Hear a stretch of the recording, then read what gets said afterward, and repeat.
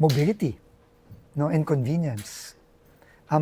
Kasi hindi lang naman yung daanan ng kotse ang aayusin natin, pati yung sidewalk. Kasi ako 2 beses na ako naglakad sa EDSA, kawawa talaga yung mga kababayan natin naglalakad dyan. Pwede, buwis buhay dyan eh.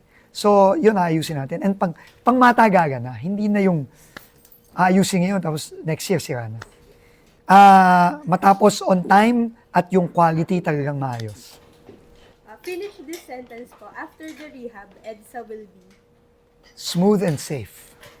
Frustrating, but konti na lang ang magigayang araw niya. Yes. Yes. It shows in my hair.